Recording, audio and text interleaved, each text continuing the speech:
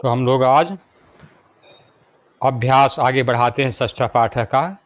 चलें फिर से वही मंगलम के साथ प्रारंभ करते हैं बच्चों।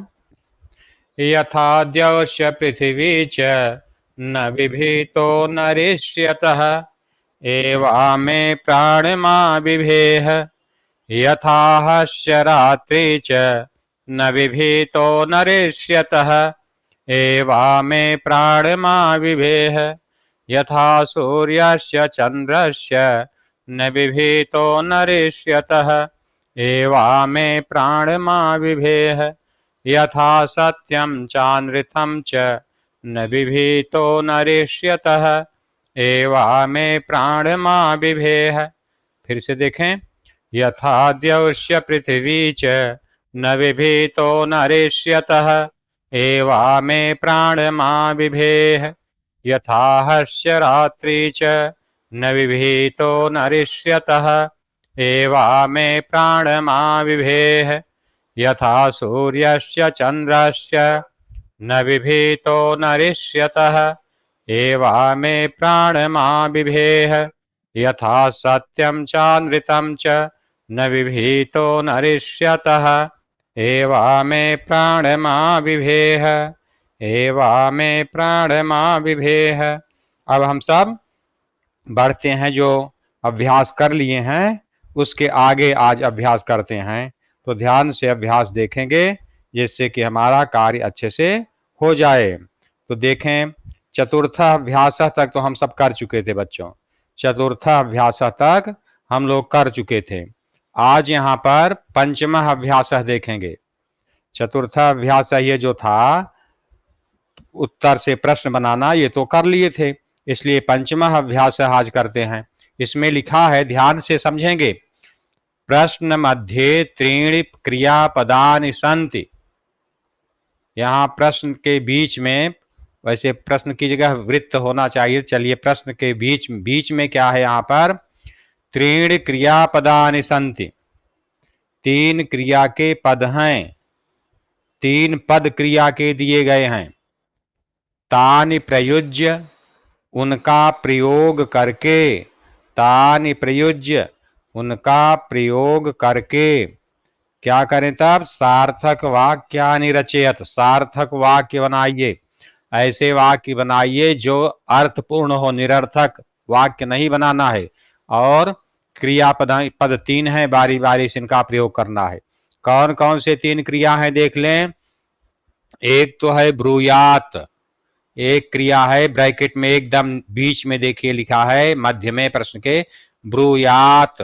ब्रूयात मतलब बोलना चाहिए, ब्रूयात मतलब बोलना चाहिए। और सेवेत, सेवेत मतलब सेवा करनी चाहिए। और स्यात, स्यात मतलब होना चाहिए। तो देखें, दो शब्दों में, दो क्रियाओं में तो त हलंत है, लेकिन सेवेत लिखेंगे तो त को हलंत नहीं करेंगे, पूरा त लिखेंगे आप लोग। तो ब्रूयात मतलब बोलना चाहिए, सेवेत मतलब सेवा करनी चाहिए, और स्यात मतलब होना चाहिए। ये वाक्य दिए गए हैं यहाँ पर। देखिए, आप अलग अलग अगर देखें तो 1 2 3 4 5 6 7 8, इस तरह से 8 वाक्य बनेंगे। हर खंड से एक एक वाक्य बनाना है। और क्रिया अंत में वाक्य के ये जो तीन लिखी हैं, इनमें से कोई एक लिख देनी है। तो पहले तो इन वाक्यों को उतार लेते हैं, फिर उनके सामने हम क्रिया लिखते चलते हैं। चलिए, मान लीजिए यहां से हम उतारते हैं, तो इस तरह से हम समझ करके इसको उतार लेंगे।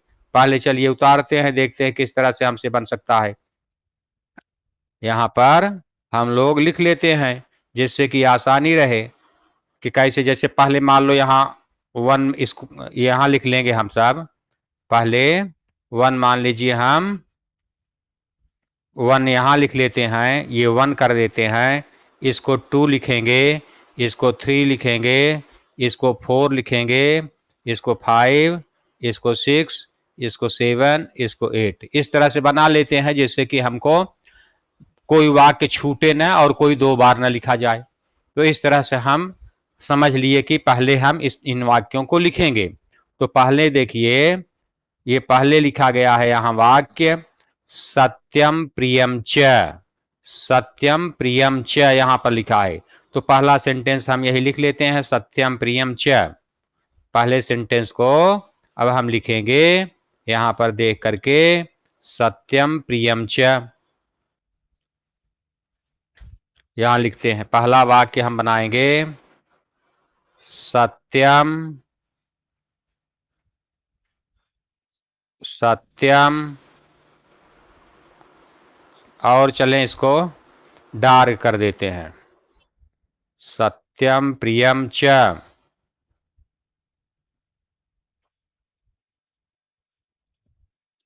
सत्यम प्रियम च। क्रियाएं बाद में लिखेंगे, अभी सेंटेंस जो यहाँ शब्द हैं पहले इनको लिख लेते हैं हम लोग। सत्यम प्रियम च पहले लिख लिए। अब दूसरा देखिए, यहां से फिर उतारते हैं हम सब। दूसरे में लिखा है देखिए वाचा गुरुम, दूसरे में यहां पर लिखा है वाचा गुरुम, तो हम यहां पर दूसरा लिख लेते हैं। जो वहां लिखा है ब्रैकेट में पहले लिख लेते हैं, फिर क्रिया मैंने बताया अंत में लिखेंगे। वाचा गुरुम, ये सभी शब्द श्लोकों में आए हुए हैं, उन्हीं के द्वारा आपसे सार्थक वाक्य बनवाए जा रहे हैं। वाचा गुरुम दूसरे में लिख लेंगे। और तीसरा, फिर तीसरा रहेगा, ये देखिए ध्यान से, तीसरे में लिखा है सत्यम अप्रियम च न, यहां पर लिखा है सत्यम अप्रियम च न।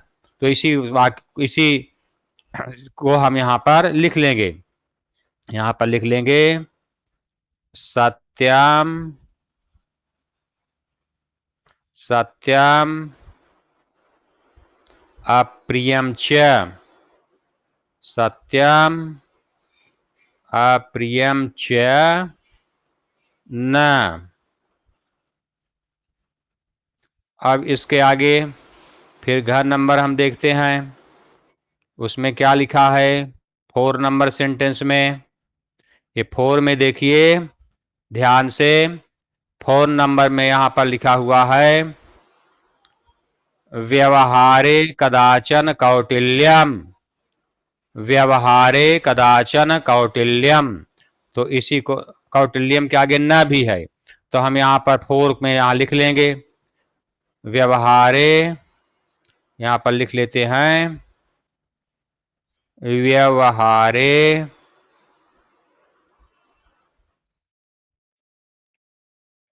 कदाचन, व्यवहारे कदाचन कौटिल्यम, कदाचन कौटिल्यम न। ये हमने देख कर वहां से लिख लिया। अब 5 नंबर सेंटेंस देखेंगे।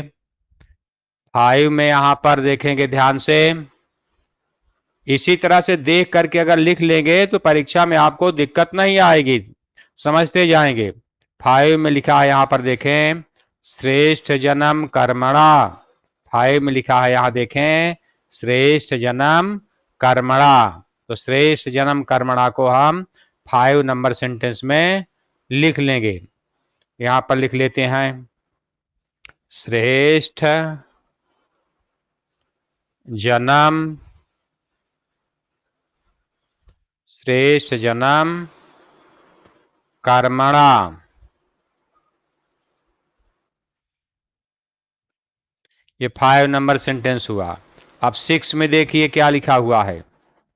6 में यहां पर ध्यान से देखेंगे, 6 में लिखा हुआ है व्यवहारे सर्वदा औदार्यम, व्यवहारे सर्वदा औदार्यम, ये लिखा हुआ है यहां पर 6 नंबर में व्यवहारे सर्वदा औदार्यम। तो इसी को हमें यहां वाक्य में लिख देना है, वाक्य में लिख देना है यहां पर व्यवहारे, व्यवहारे सदा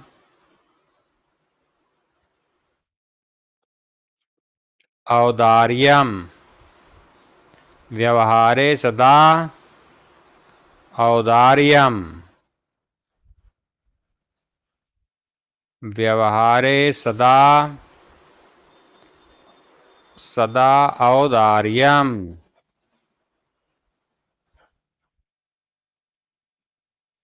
अब 7 नंबर सेंटेंस देखिए।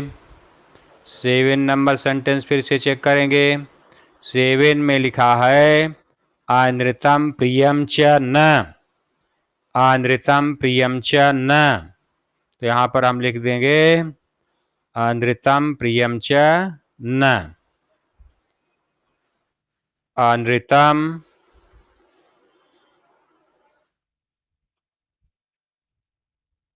प्रियम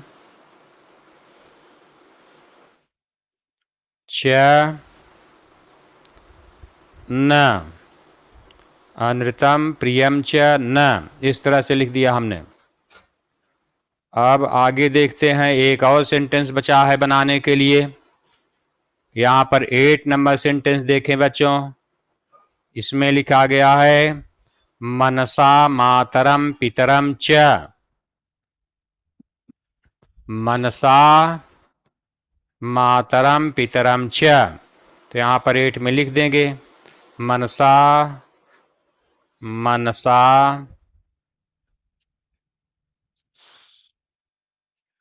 मातरम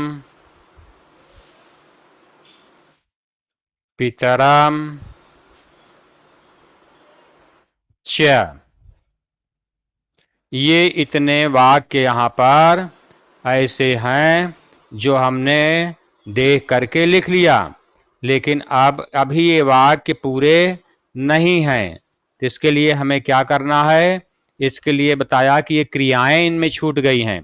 तो ये 3 क्रियाएं हैं, ब्रूयात, सेवेत और स्यात्। मैंने बताया आपको ब्रूयात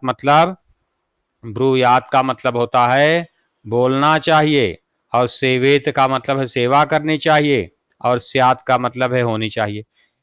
इन तीनों शब्दों को जहां जरूरत पड़े हमें उन्हीं का प्रयोग करना है। तो कौन कौन से शब्द एक बार लिख लेते हैं, जिससे हमको वहां बार बार देखने की जरूरत न पड़े, यहीं से हम समझ जाएंगे, बाद में मिटा देंगे कि कौन कौन से शब्द लिखना है।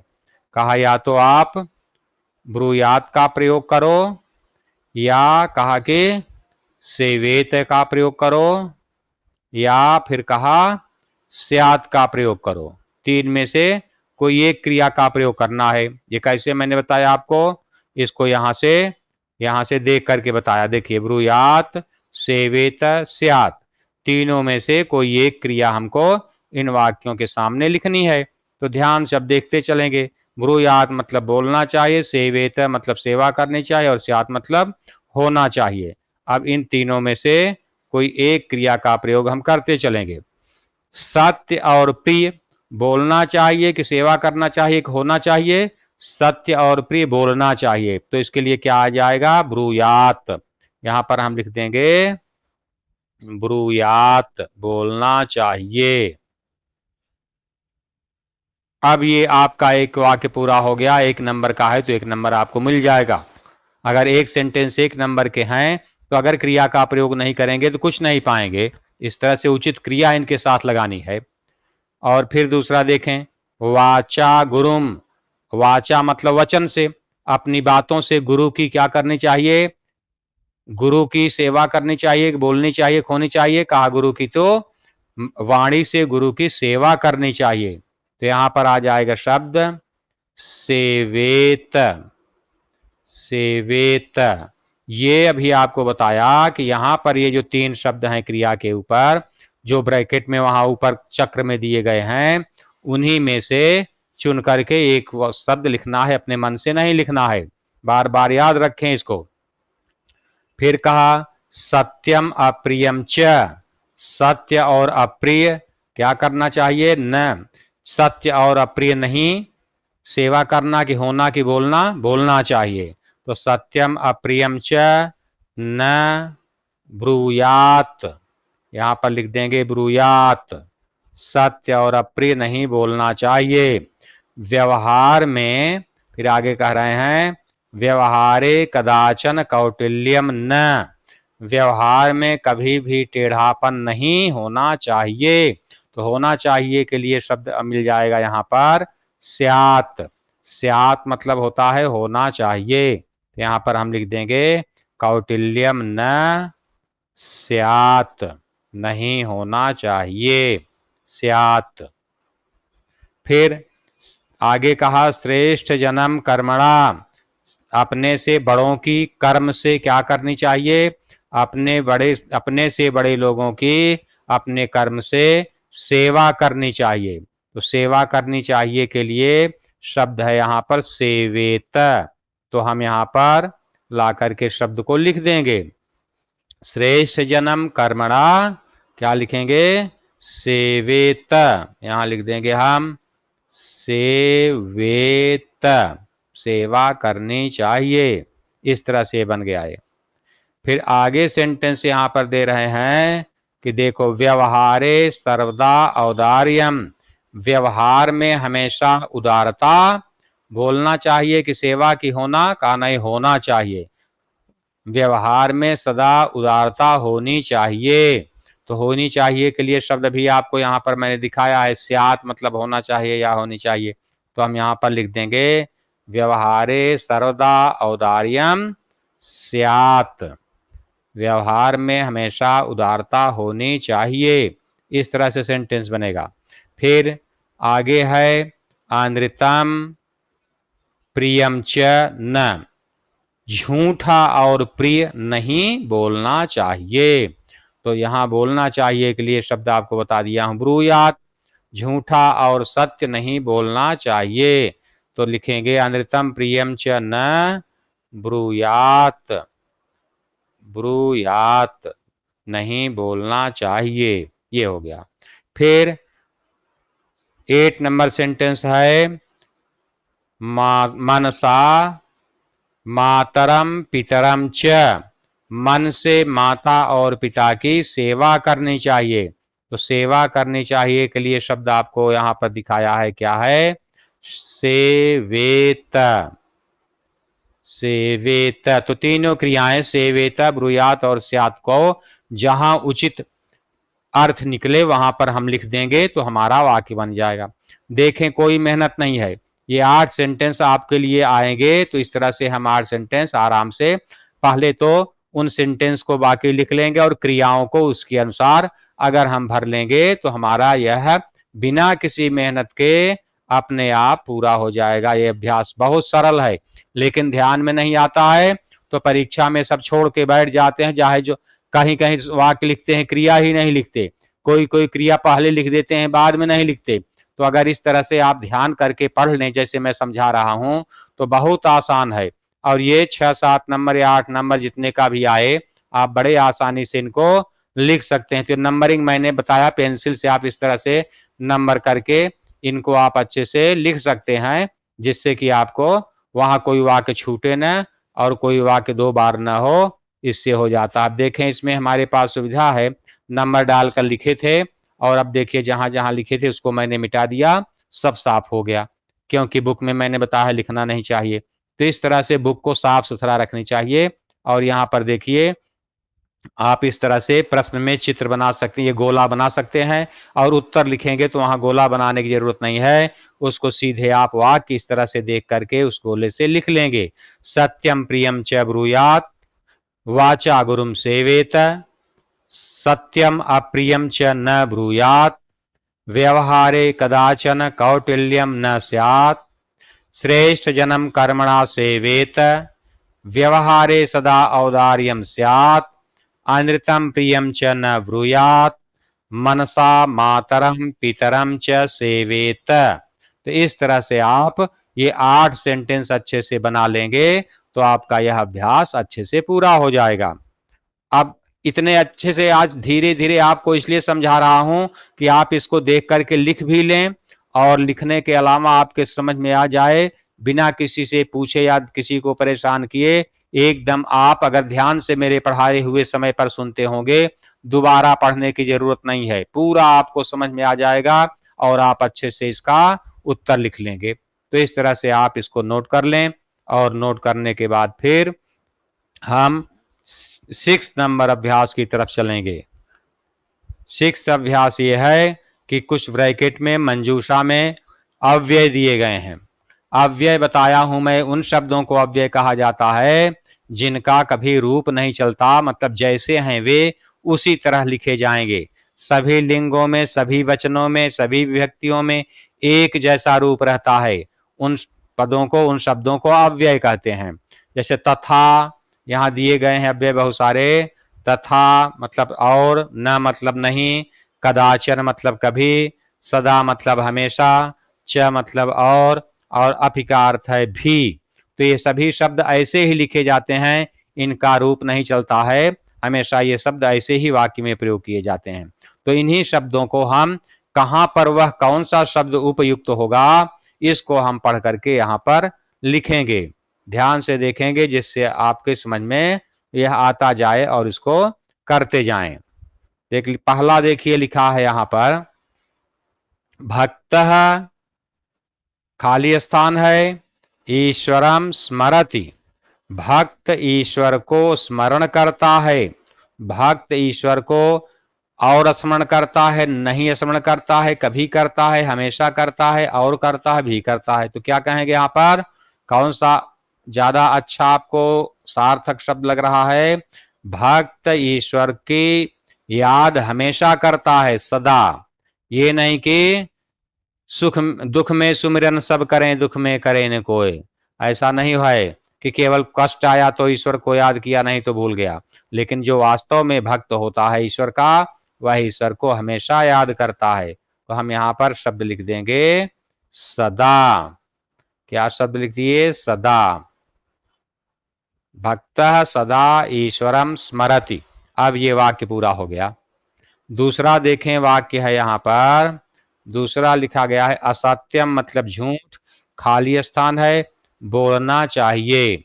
झूठ बोलना चाहिए, बीच में क्या आना चाहिए फिर? झूठ नहीं बोलना चाहिए, असत्य नहीं बोलना चाहिए। तो नहीं के लिए शब्द होता है न। तो यहां पर हम लिख देंगे असत्यम न वक्तव्यम। असत्य नहीं बोलना चाहिए। इस तरह से अगर लिख देंगे तो यह सार्थक वाक्य हमारा हो जाएगा और इन शब्दों का अव्ययों का प्रयोग भी हो जाएगा। अब तीसरा यहां पर लिख रहे हैं, प्रियम, प्रिय, फिर खाली स्थान है, सत्यम वदेत, सत्य बोलना चाहिए। प्रिय और सत्य बोलना चाहिए, प्रिय और सत्य बोलना चाहिए। और शब्द यहां पर नहीं मिला है, तो प्रियम तथा सत्यम। तथा सत्यम इसलिए कि च जो होता है दो शब्दों के बाद लगता है। ये ध्यान दे, कहेंगे सर च मतलब भी तो और होता है, लेकिन च जो है यहाँ सत्यम च लिखेंगे तब और आएगा, प्रिय के यहाँ सत्य के पहले आएगा। लेकिन यहाँ तो बीच में लिखना है, च बीच में आता नहीं है, तो इसके लिए शब्द है यहाँ पर तथा। ऊपर दिया है तथा, तो लिख देंगे प्रियम तथा सत्यम वदेत। प्रियम तथा सत्यम वदेत। प्रिय और सत्य बोलना चाहिए। इस तरह से वाक्य पूरा हो जाएगा। अब यहां पर देखें आगे सेंटेंस जो दिया है, मेधा लता विद्यालयम गच्छतः। गच्छति गच्छतः गच्छन्ति, गच्छतः द्विवचन की क्रिया है और ये दो लोग जा रही हैं, मेधा और लता। तो विद्यालय जाती हैं मेधा और लता। तो और के लिए शब्द आता है यहाँ पर, लिखा हुआ है च। च मतलब और मैंने बताया यह दो शब्दों के बाद में यहां पर लिखे जाएगा, तो इसका जब हिंदी में अर्थ करेंगे तो उस शब्द से पहले पहुंच जाएगा। लता च विद्यालय में गच्छति, मेधा लता च, हिंदी में होगा मेधा और लता। इस तरह से प्रयोग होता है। कुशली भवान, आप कुशल से हैं? क्वेश्चन मार्क है, मतलब ये पूछ रहे हैं क्या आप कुशल से हैं? तो अपि शब्द अगर हम वाक्य के बीच में लिखते हैं, ये अपि शब्द जो है वाक्य के बीच में लिखते हैं तो इसका मतलब होता है भी। लेकिन प्रश्न पूछने के लिए अगर हम वाक्य के पहले एकदम शुरू में लिख देते हैं तो इसका मतलब हो जाता है क्या। तो अपि हम यहां पर लिख देंगे तो अपि का मतलब हो जाएगा क्या। अपि कुशली भवान, क्या आप कुशल से हैं। ध्यान रखेंगे, आप शब्द दो तरह से प्रयुक्त होता है। अगर वाक्य के बीच में प्रयोग किया गया है तो उसका मतलब होता है भी, लेकिन वाक्य के शुरू में प्रश्न पूछने के लिए प्रयोग होता है तो उसका मतलब हो जाता है क्या। आगे दिया गया है महात्मा गांधी, खाली स्थान है, अहिंसाम न अत्यजत। महात्मा गांधी अहिंसा को नहीं छोड़े। तो यहां देखें, कई तरह से समझ सकते हैं। एक तो ये समझ सकते हैं हम कि देखो 5 शब्दों का प्रयोग कर दिया, एक ही बचा होगा। तथा का भी प्रयोग हो गया, न का हो गया, सदा का हो गया, च और अपि हो गया, कदाचन बचा है। अगर मतलब नहीं समझ रहे हैं परीक्षा में तो ये भी अंदाज लगा सकते हैं कदाचन होगा। कदाचन शब्द का अर्थ होता है कभी। तो महात्मा गांधी कभी भी अहिंसा नहीं छोड़े। तो यहां पर हम शब्द लेकर के लिख देंगे कदाचन। कदाचन, ये पाठ में आए हैं सभी शब्द जिनका प्रयोग यहां पर हो रहा है। कदाचन शब्द का अर्थ है कभी। कदाचन का क्या अर्थ है? कदाचन का अर्थ है कभी। महात्मा गांधी कभी अहिंसा का त्याग नहीं किए, ये अर्थ हुआ। फिर से इसको देख लीजिए। इसमें कहा है कि मंजूषा से अव्यय पदों को चुनकर रिक्त स्थान पूरा कीजिए। और ये 6 रिक्त स्थान के लिए शब्द दिए गए हैं जिनको यहां पर हमें लिखना है और पूरा वाक्य लिखना है। केवल शब्द से एक एक नंबर लिख दिए शब्द तो एक भी नंबर नहीं पाएंगे। इस तरह से आपको अपनी कॉपी में पूरे शब्द पूरा वाक्य बनाकर लिखना है। भक्त सदा ईश्वरम स्मरति, भक्त हमेशा ईश्वर को याद करता है। असत्यम न वक्तव्यम, झूठ नहीं बोलना चाहिए। प्रियम तथा सत्यम वदेत, प्रिय और सत्य बोलना चाहिए। मेधा लता च विद्यालयम गच्छतः, मेधा और लता ये दोनों विद्यालय जाती हैं। आप कुशली भवान, क्या आप कुशल से हैं। महात्मा गांधी कदाचन अहिंसाम न अत्यजत, महात्मा गांधी ने कभी अहिंसा का त्याग नहीं किया। तो इस तरह से इसका ये पूरा 6 नंबर प्रश्न का अभ्यास इस तरह से हो जाएगा। तो आप इतना ही अभ्यास 6 नंबर का जो भी आपको बताया ये अभ्यास अच्छे से कर लेंगे, फिर उसके बाद आगे का कार्य जिससे कि हम लोग कर सकें। तो बच्चों कई बार मैं पढ़ पढ़ करके इसको बता रहा हूं कि इस तरह से आपको कार्य करना है। तो चलो एक बार ये अभ्यास कर लेंगे। और पहला वाला अभ्यास किए नहीं थे, पहला में लिखा था कि सभी श्लोकों को अच्छे स्वर में गाइए। तो चलो एक बार फिर से मैं पढ़ लेता हूं जिससे आप घर में इसी तरह से अभ्यास करते करते इसको याद कर लेंगे। नहीं तो आप कहते हैं हम भूल गए सर, नहीं बनता है फिर बता दें। तो एक बार फिर से सुन लीजिए। आलस्यम हि मनुष्याणाम शरीरस्थो महान रिपुः, नास्त्युद्यम समो बंधुः कृत्वायं नावसीदति। आलस्यम हि मनुष्याणाम शरीरस्थो महान रिपुः, नास्त्युद्यम समो बंधुः कृत्वायं नावसीदति। श्वः कार्यमद्य कुर्वीत पूर्वाह्णे चापराह्णिकम्, न हि प्रतीक्षते मृत्युः कृतमस्य न वा कृतम्। श्वः कार्यमद्य कुर्वीत पूर्वाह्णे चापराह्णिकम्, न हि प्रतीक्षते मृत्युः कृतमस्य न वा कृतम्। सत्यं ब्रूयात् प्रियं ब्रूयात्, न ब्रूयात् सत्यमप्रियम्, प्रियं च नानृतं ब्रूयात् एष धर्मः सनातनः। सत्यं ब्रूयात् प्रियं ब्रूयात्, न ब्रूयात् सत्यमप्रियम्, प्रियं च नानृतं ब्रूयात् एष धर्मः सनातनः। सर्वदा व्यवहारे स्यात् औदार्यं सत्यता तथा, ऋजुता मृदुता चापि कौटिल्यं न कदाचन। सर्वदा व्यवहारे स्यात् औदार्यं सत्यता तथा, ऋजुता मृदुता चापि कौटिल्यं न कदाचन। श्रेष्ठं जनं गुरुं चापि मातरं पितरं तथा मनसा कर्मणा वाचा सेवेत सततं सदा श्रेष्ठं जनं गुरुं चापि मातरं पितरं तथा मनसा कर्मणा वाचा सेवेत सततं सदा मित्रेण कलहं कृत्वा न कदापि सुखी जनः इति ज्ञात्वा प्रयासेन तदेव परिवर्जयेत् मित्रेण कलहं कृत्वा न कदापि सुखी जनः इति ज्ञात्वा प्रयासेन तदेव परिवर्जयेत्। तो इस तरह से आप इसको उच्चारण का अभ्यास करेंगे तो 1-2 दिन में निश्चित रूप से आप सीख जाएंगे। ऐसी बात नहीं कि आपसे न बने, और यह आपका प्रथम अभ्यास पूरा हो जाएगा।